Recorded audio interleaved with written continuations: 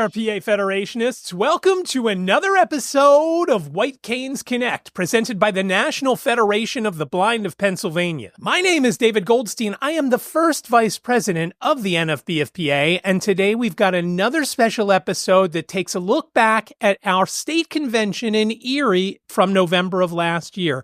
Today we have Director Dawn Sokol from the Bureau of Blindness and Visual Services. She tells us what's going on with the agency. She gives us a little update on the BEP program, and she even takes some questions from the audience towards the end of the episode, so make sure you stick around so you hear those.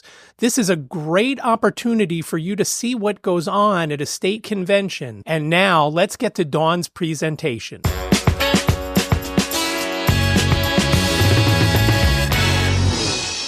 Updates from the State Blindness Agency. I want to welcome Dawn Sokol to the mic. Dawn is the director of the Bureau of Blindness and Visual Services in Pennsylvania, and we look forward to hearing what's going on. Thank you. Welcome to Erie. Manny wasn't telling the truth. It's not that bad in Erie in November, so we hope you'll come back. Manny. Erie's my home too, so welcome. We're glad to have you all here. Thank you for having me here to talk about BBVS and what we've been up to. And so what I'm going to do is just do a review of the year, because I talked to you last November. And so I'd like to tell you what we've been up to since I talked to you last. So our priorities remain the same, and that is hiring, outreach, and fiscal management. So I'm going to talk a little bit more about them in a minute, but those are our priorities, and I like to start with them. And then we have a really high focus on rapid engagement. And if you know anything about OVR and BBVS, one of the frustrating things about our system has been that it can take a long time to get in, right? So our eligibility process requires medical documentation, and then we have to get you into a plan before we can provide cost services. So we have instituted rapid engagement, which means that we have the ability to get people into our system and into services a lot quicker. And so that means that we have initiatives for what type of medical documentation we can accept, and we don't have to wait for every single piece of medical documentation before we get started, and lots of things like that make it easier for people to access our system and become engaged. And we know that the quicker we get people engaged, the higher rate of success we have of keeping people around. And that's exactly what we want to do. So rapid engagement has been a really good thing for our customer, our end user. So I'll get some bad news out of the way. Our federal government has flat funded us for this coming fiscal year, which means that you know how if at your job you don't get a raise and every single other bill goes up, it seems like you got a demotion a little bit. That's kind of how that is for us this year. What we should have gotten in the cost of living raise is $13 million, and the federal government decided not to give it to us this year nationally. None of the VR programs will get their cost of living raise. Came as quite a surprise, and it also came on the right on the backs of us having a lot of extra funds from excess funds from COVID era. And so it's been a real shock to our system for sure. And a real surprise that that's happening. So we have had to really adjust to what we were doing, had to, roll back some things. Like we had opened our financial needs test, raised that limit really high, $100,000, did all kinds of things to be able to provide more services to people, provide more access. And now we've had to roll those back because of this flat funding issue. And certainly it is heartbreaking. We had a lot of really good things going on, especially in the pre-employment transition area. We were doing a lot of just wonderful programs for our transition age youth. And if you know about, we are required to set aside 15% of our funds for transition age youth, but we were doing much, much more. We were using much more than that towards our youth because we were able to. And a lot of the extra programs that we put in place, we have to roll back to because of this flat funding. So that's some of the disappointing news that I have to deliver today.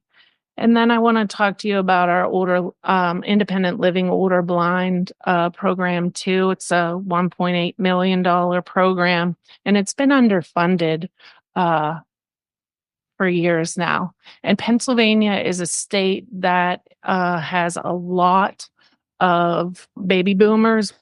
We have a lot of people who are in the aging population who are accessing and going to be accessing our ILOB program.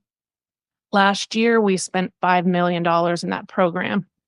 And so obviously with flat funding, we cannot continue to spend at that rate. And you wonder, well, how did you do that if you don't have that much money in the program? We use Social Security reimbursement money that comes in from VR. We're able to do that. But with VR being flat funded, then we won't be able to, give that money to ILOB at that rate. If you've been around a while, you know that ILOB periodically has limits imposed on the cases,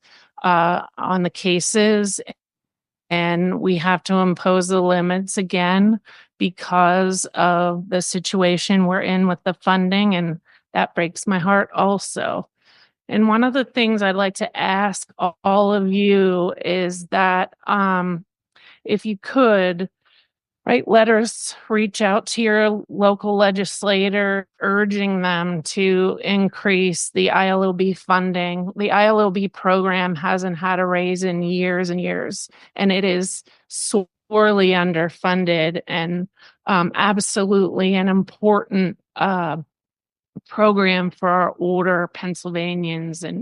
And while we don't maybe do extravagant services in that program, it means the world to the people that we serve in that program, the little bit that we're able to do. And so one of the things that I can do, NCSAB is the National Council of State Agencies of the Blind, and they wrote a form letter urging our legislators and others to increase the funding in ILOB. And I can send that letter to Lynn, who can get that out to the membership if you'd like to send those letters. That's something really important that we could partner with together.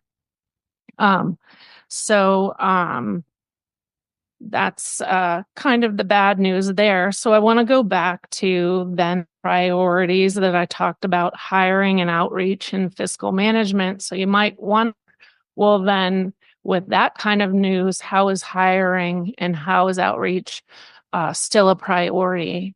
And one of the things that is, should we still do outreach given the fact that, money is tight? And my answer is yes, absolutely, because people out there who need our services have the right to know that we are here, and we absolutely want people to know that we are available, and we want people to access our services when they need them.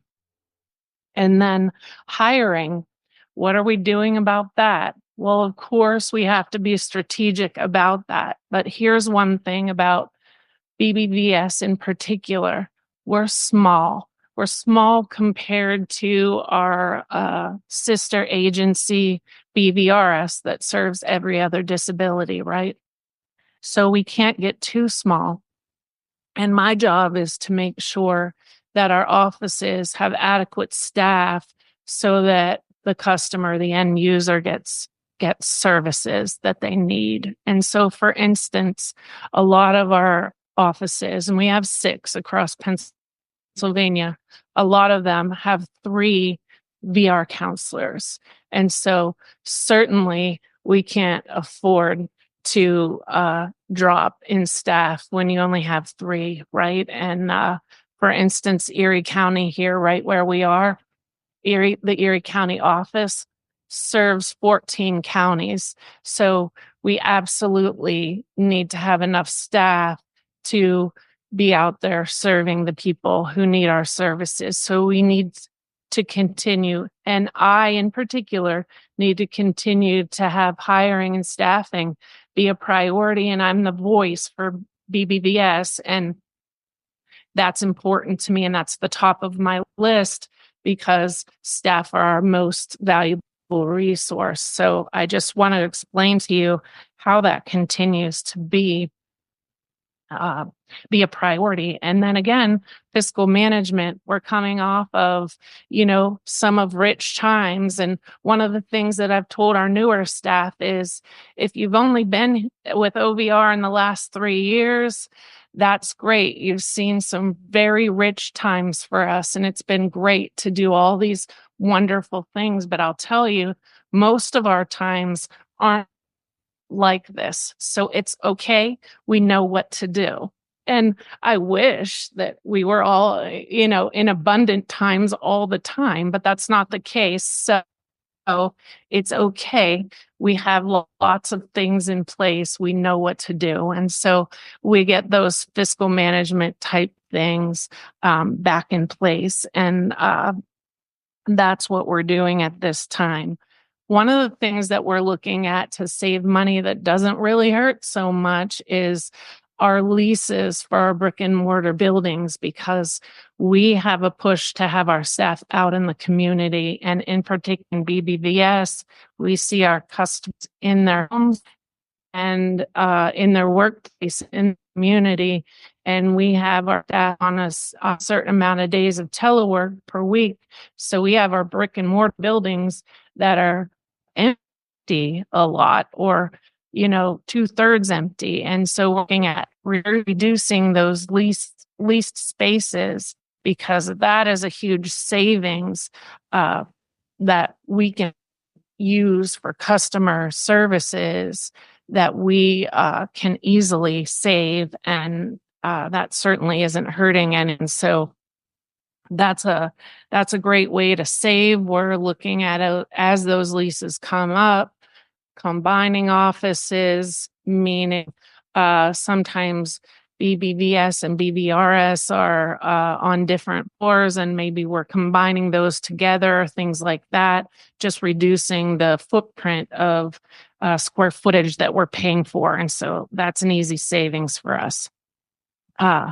Another thing we're working on is the revision of the low vision policy.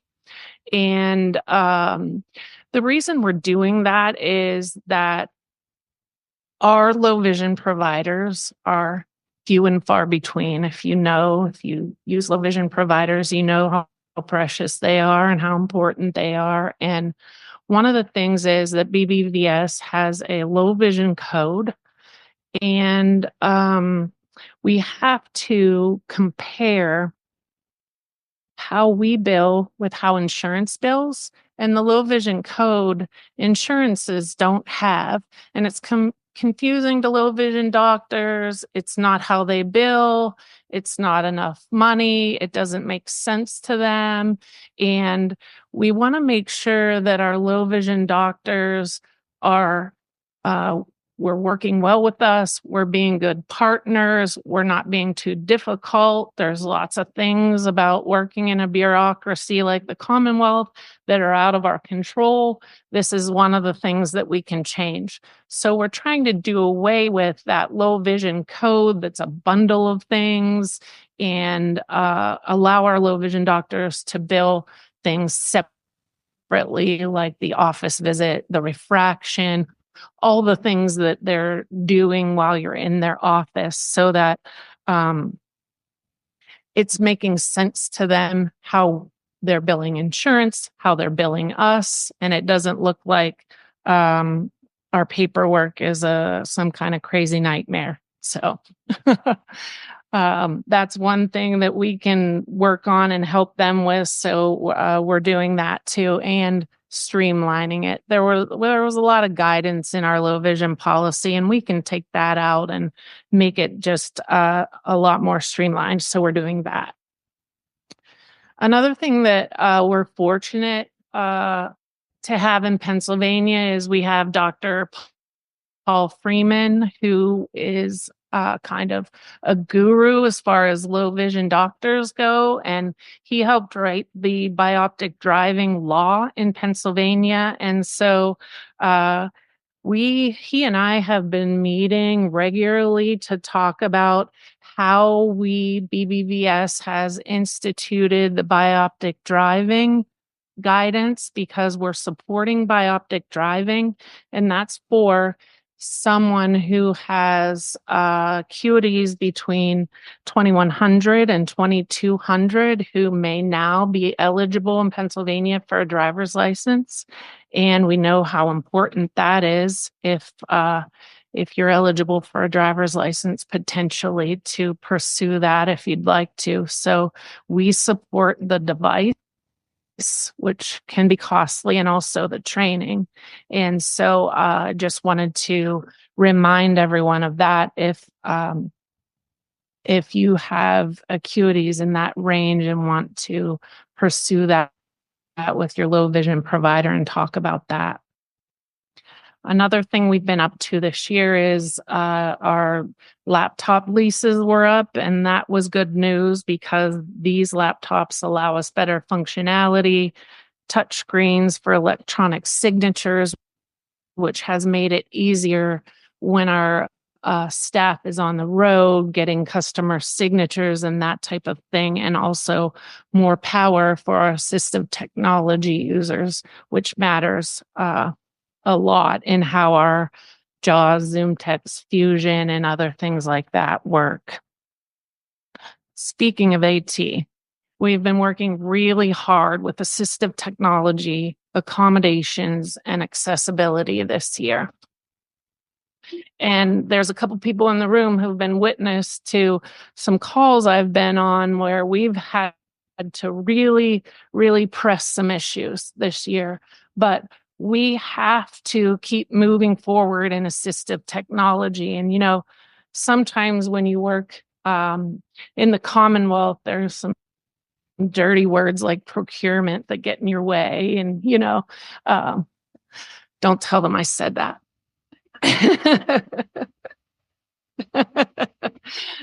Lynn said it is a dirty word.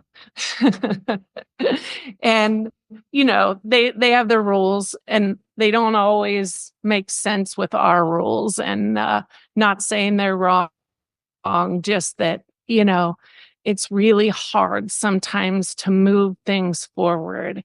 And one of the things that we have said we have to do this year is there are some things that have just been unacceptable hurdles that we have to partner together to do. Ellen Strom and I have been working together with some things. We've been working with OIT, and we've even had to go to some higher levels to get some things done. But we have to have technology in place that people need. It has to work. It has to have enough power, and anything else just is not acceptable. So, Ellen and I have a meeting coming up with some representatives from IRA because that's important. IRA for Business is important for some of our staff and customers, and so we're meeting with their security team. And so we just, I guess the theme this year is just keep going, because we're just going to keep going until we get there. And so I just want you to know that we're behind the scenes, just working as hard as we can on all of these barriers that get in our way and get in your way, and just not accepting them and going on crusades. And we have one particular call that I make a nuisance of myself every time we're on the call. And somebody texted me and said, well, this call, good thing you weren't on this call, because, you would have been really unhappy today. Well, I wish I would have done that call, because I'm going to talk about it every day until we fix it. So I just wanted you to know. So we'll just keep going on that. Next week, we're meeting with the PAB directors. So Chris Callan, you heard him speak over the last couple of days. He's the bureau manager for BBVS. He and I and our BBVS district administrators, we're going to State College to meet in person with all of the Pennsylvania Association for the Blind directors. And that's another partnership that we're working really hard on. There just aren't enough resources to go around. So we all have to really work together and make sure that we're understanding how each other works and how we can work together. And so we have a good agenda worked out for the days that we're together. And so we'll do that next Thursday. And then the bureau directors, Marcy Katona is the bureau director for BVRS, our sister bureau. She and I have been doing office visits. So next Tuesday, we have our last visit at the Reading office. No offense to Reading, it's just how it worked out. And Reading is not a combined office, meaning that they don't have a BBVS office housed with them. But I've been going to every office visit, because if they don't have a BBVS office housed right in there with them, there's a BBVS office that covers them. So I make sure to go and then talk about our partnership. Do you know who your BBVS office is? Do you know how to work with them?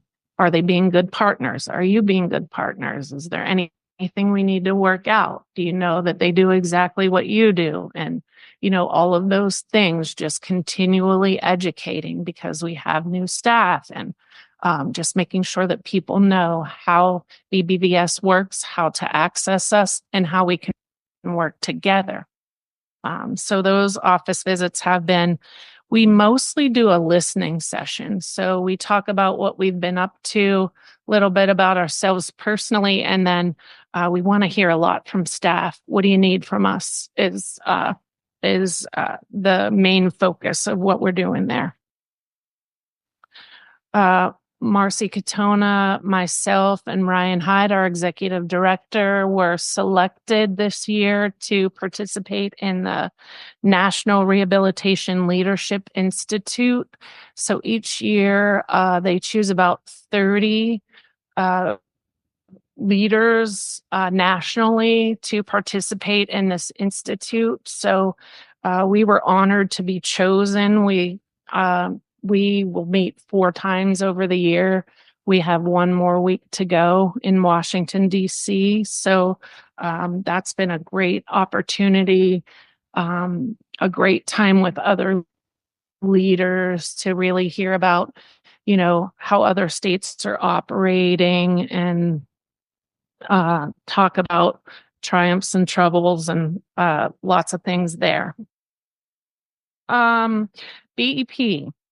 So we could probably spend the rest of the afternoon talking about the nitty gritty of BEP there. But I'll tell you that during the COVID time, BEP got really devastated. It wasn't operating. And then when we were coming out of COVID, it needed rebuilt and it needed to look different. The large cafeteria model wasn't viable anymore. There weren't large numbers of people in the state buildings like there used to be, and it all needed reimagined. And not to mention, we needed all new staff. So we have all new staff. We have a new director, coordinator, AO1, 4 agents. So that's been an undertaking, but fabulous. We have a small but mighty BEP staff, and of course, you have to have staff before you make the rest of the progress happen, right? So it does look different now. And then where do you go from here? Well, we need to update the policies because lots of technical assistance has come out from RSA since the policies have been written. Some of them have someone's name in this room on them. And so not that he's old, but they're old. So they need updated. And so we're working on that diligently. We need training for new licensees, but of course the training needed rewritten because the program looks different now. And so we need a different kind of training, right?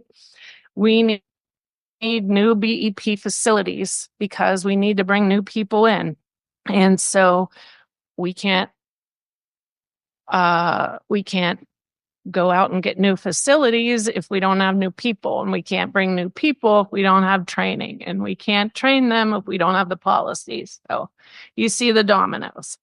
And then we have some third-party contracts, and that means that if we don't have people who are interested in a certain site, then we hire a third party to run those, and then BEP still does receive a percentage of funds from that third party. So those are kind of the top priorities of fixing the BEP program. And all of those are somewhere in the works. And speaking of staff, we do have all the DAs and ADAs in the BBVS office filled. So that was a big turnover. So we have all of those filled and steady. And so if everyone has some wood around them, if you could knock on it, that'd be great. Yep, I hear you. Thank you. And as Lynn mentioned earlier, BBVS has a new staff person in every BBVS office, and that's a BSR, a business services representative. And the short story about the BSR is that's the person going out and making relationships with businesses so that it's easier for our VR counselors to make placement, to open the avenues so that our VR customers can get jobs. Okay, so they're going out in relationships with those employers and they're talking to them about the benefits of hiring somebody with a disability, and in particular, somebody who is blind or visually impaired. And as Lynn said, we've been talking a lot about the specialized training of the BSR and are going to partner with the NFB to make sure that they're trained well. And so there'll definitely be a lot more to come with that as we work on that. BBVS held their summer academy this year, and that's an ongoing summer program that we're very proud of. And this year, the BBVS staff do such a great job at running the summer academy. And it's been running for so long. It's a well-oiled machine that we were asked to also administer the Deaf and Hard of Hearing Summer Academy this year. So we took that over and ran both of those. So our BBVS special unit took that on, and that was a really great success too. And we're going to do that again next year and really even streamline that better. Doing some things like using the same resident advisors and things like that. It was a great experience. It was a good partnership because of the deaf-blind relationship, and also because deafness and blindness, hard of hearing, low vision, all low incidence disabilities. So we understand each other. And so that was really a great thing that we were able to be involved in, and we look forward to being able to do that next year. We were involved, and I think you'll hear more about this later today, but we were involved in several My Work opportunities this summer, and the MY is capital. That stands for municipalities and youth. And this is a Pennsylvania homegrown idea and program. And this is a paid work experience for our youth. And so this is a partnership between a municipality, and of course it's grown beyond that. It's gotten so big. And we have a job support system, a supported employment system that comes in, and then the municipality, and then our own staff. And what we do is go to the municipality and we ask them, would you provide work experience, and we'll pay them. So if you provide the job, we'll pay them, and we'll provide the support for them. And we have a team who goes in, I call them the My Work sales team. And it's like, talk about a well-oiled machine. The first time I went, they said, yes, automatically, yes. And I said, is it always this easy? And they said, yeah, they always say yes this easily. Okay. And I think I talked about this before, but one thing was they did pause and say, but what about those blind kids? There's some things they can't do, right? Like the shredder. We don't want them working the shredder, right? Like, because that's a safety issue. Yeah. So everybody take a breath. And I just said, okay, well, we'll work on that, because I just wanted them to say yes. And, we can't have a crusade everywhere. So let's just get them to say yes. We'll have the supported, we'll have the support here. And sometimes you can't tell people what a blind student or a blind person can do. You have to show them, right? And so I just said, we won't do anything that's not safe or that puts your place at risk, for sure. And then when we walked out, I said, make sure those kids use that shredder. So, some of it is just plain ignorance. We run into this every day. We have to keep on educating. My work's been a great opportunity to educate. And I'm all for inclusion, meaning let's have integrated programs where we have all disabilities together, and BBVS is welcome to send our students to that program too. But after that experience and a couple more, I said, this summer, I want all BBVS offices to do their own My Work program in addition to the other ones that we can join in, because there's so much education needed out there, that I wanted our students, and I wanted our own programs to be out there for that additional education for the municipalities, as much as for our students. So we did that. And then Ryan Marcy and I got to speak at CSAVR, which is the Council of State Administrators of Vocational Rehab. So we were just in Seattle a few weeks ago, and we got to speak about my work and the paid work experiences that our students get.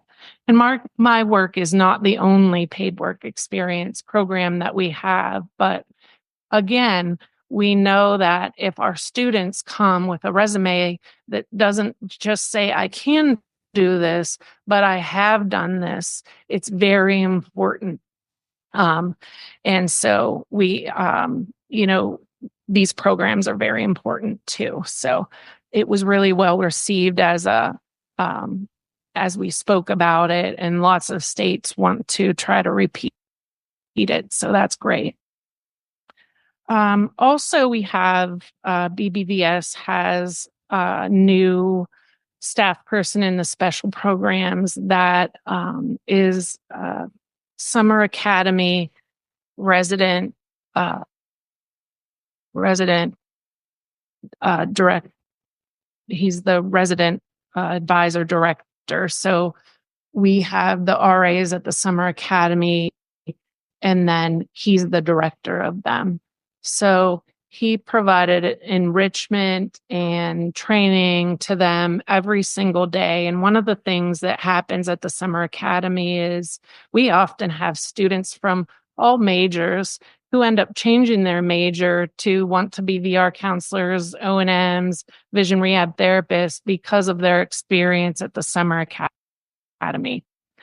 So his name is Alex Erdman, and he was an RA way back, and we stole him from Maryland, and he now works for the Commonwealth of Pennsylvania. He's ours. He was a great RA, then resident director, and now he's ours.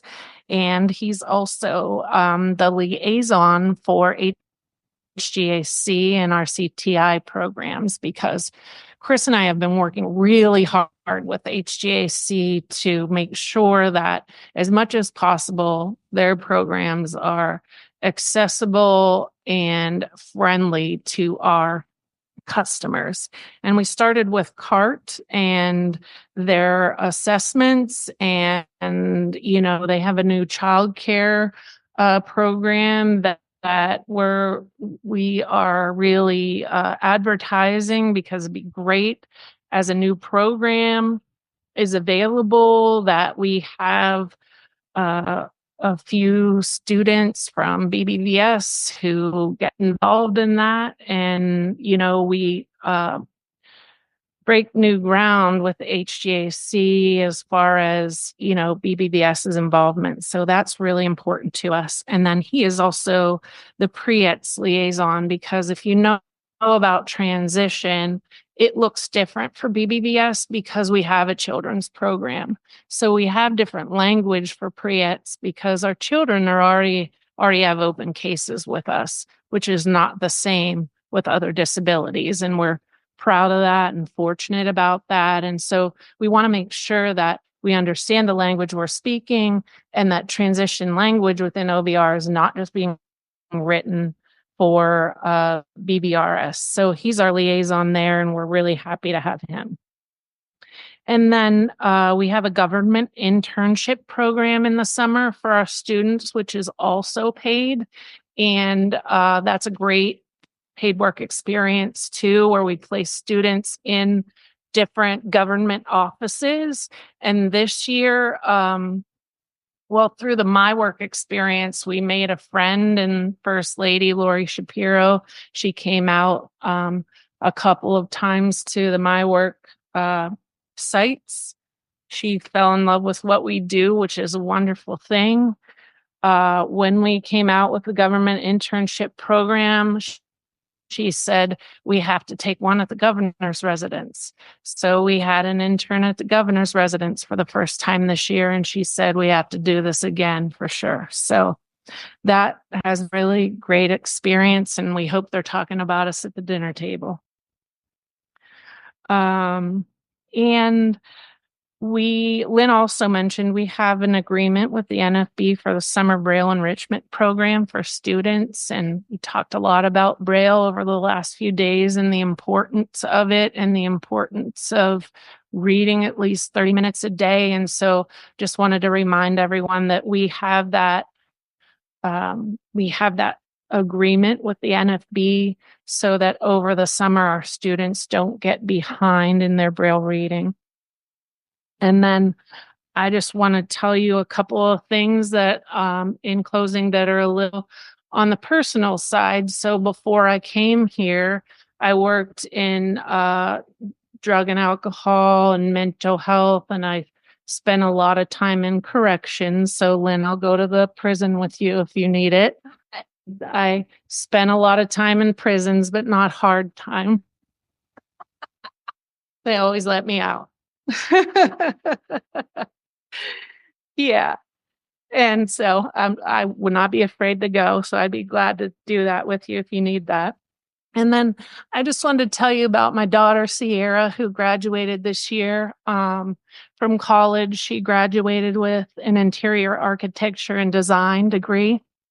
And she chose to do her, thank you.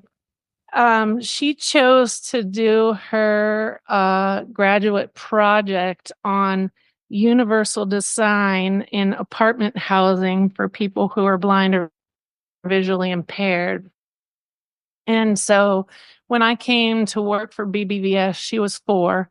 She doesn't really know anything else except I've always worked in this job. And so I just wanted to tell you that because I don't just work here, we live it. So I just wanted to share that little personal note with you too. So does anybody have any questions for Dawn? Good morning. I have a question about the paid work experience opportunities. This wouldn't benefit me necessarily as a student anymore, but it's a question that might help others as well.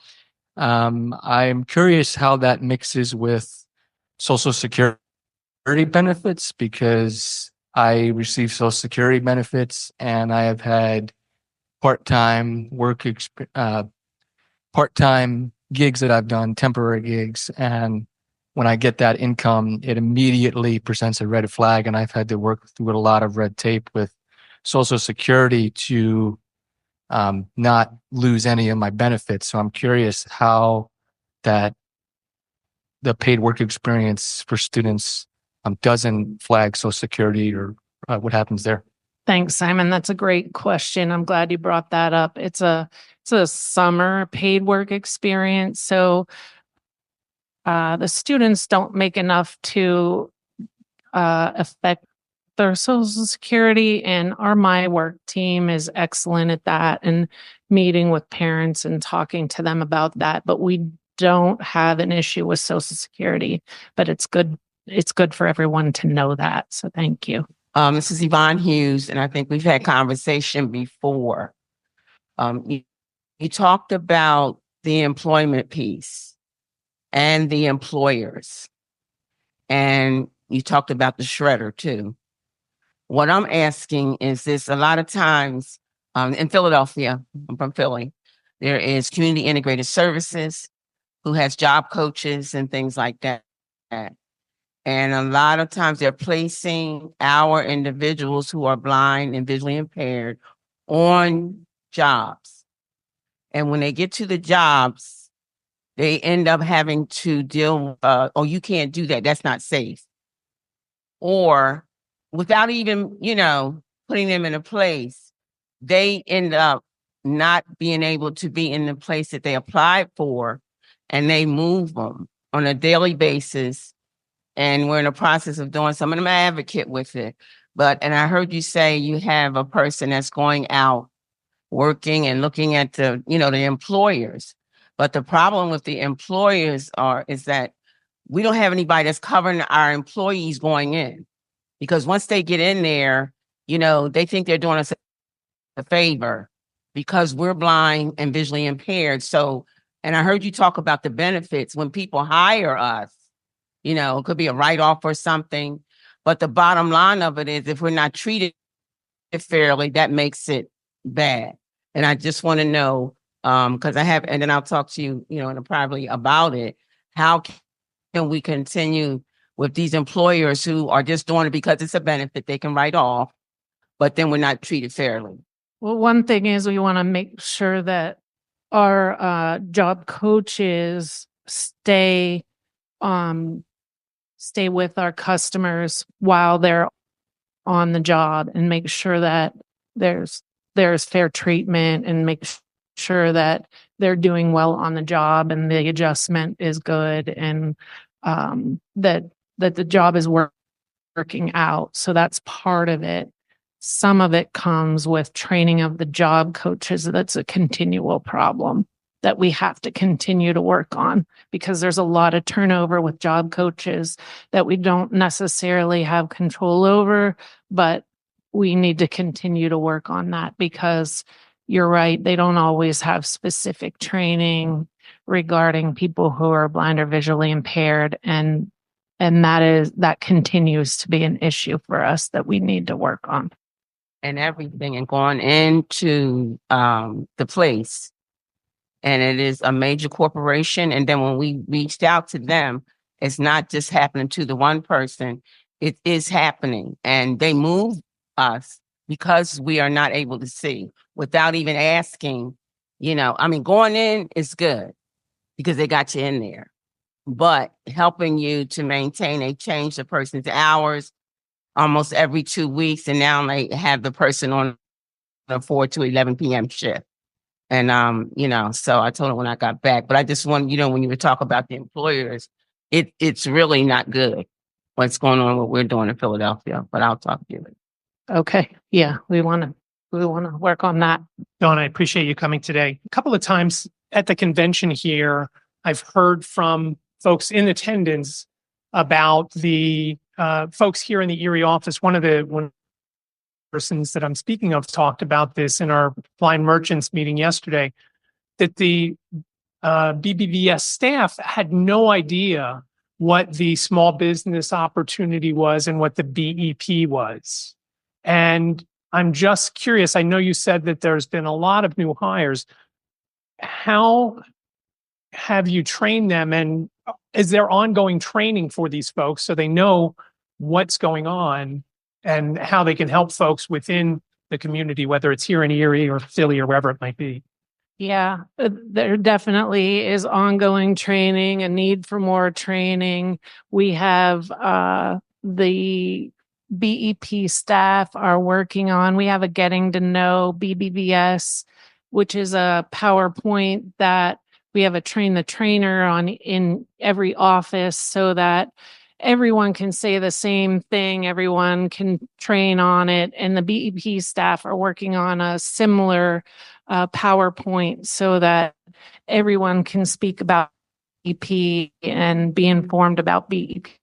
So that's going on too. And I hear there's some definite confusion about the small business program. So definitely we need to do some additional training with the small business and in particular how that may or may not work with BP. I want to know is why can't low vision aids used as durable goods? Because Medicare takes care of durable goods. And what I like to know is if I know they don't, but why can't the NFB and Bureau of Blind Services maybe try to fight with Medicare to do that? Because the lack of funding, you're going to have trouble getting devices. So a durable good, is something that helps you get around and do things like people get scooters, they get walkers, things like that. So why can't you guys try to see if you can get some devices of durable goods?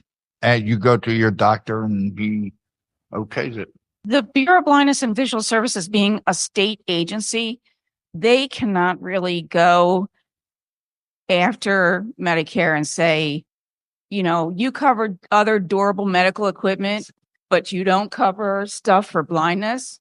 However, Tracy, are you listening? Yeah. The National Federation of the Blind can definitely, go and try and get the Medicare law amended. Yeah, we're going to have Tracy take that back to President Riccobono and see what we can do about that. President Heights, Yes. David Dinatarish, just can I ask one more or just share one more comment? Sure. Dawn, we're so grateful that you're here and that BBVS is doing so many things. And we know this is certainly a great transition time. We heard about lots of changes and we heard about lots of budget cuts, and reductions. And we heard about, moving floors and consolidating offices. The one thing that we want to make sure, though, is that BBVS remains a separate agency within OVR. And certainly, and we know that specific blindness agencies get better results. So as you're having your meetings and you're traveling to the state board and the rehab council and all the other meetings that you'll be attending, we want to make sure that it's clear that the NFB supports a separate blindness agency here in Pennsylvania and everywhere else for that matter. Yeah. So thank you. Thank you for bringing that up. And in any conversations, I would appreciate all of you saying that BBVS absolutely wants to remain a separate agency. We do. We are combined in that we are both OVR, but we do not want to be, we want to be our own BBVS agency within OVR. We're happy right where we are. And so thank you. Yes.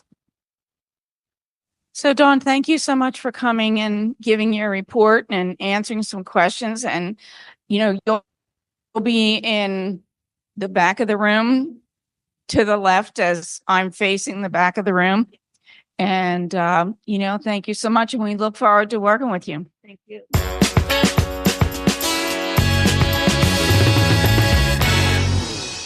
We really appreciate Dawn coming by and welcoming us to Erie and filling us in on everything that's going on within the Bureau of Blindness and Visual Services. The weather was fantastic. It was a fantastic convention there in Erie. Save the date, November 13th through the 16th at the Best Western Premiere in Harrisburg for the 2025 National Federation of the Blind of Pennsylvania State Convention. Again, November 13th through the 16th. You can't register just yet. That'll come in early summer, but make sure you mark it on your calendar and be ready to go to Harrisburg come November. And that brings me to this. If you've got questions, comments, show ideas, or if you were at the state convention in Erie, we'd love to hear from you. Please give us a call, 267-338-4495. You've got up to 3 minutes to leave your name and town and your comment, your statement, your question, whatever you've got. Again, 267-338-4495. You can also reach out via email, whitecanesconnect@gmail.com. Thank you so much for listening to this very special episode of White Canes Connect. Take care.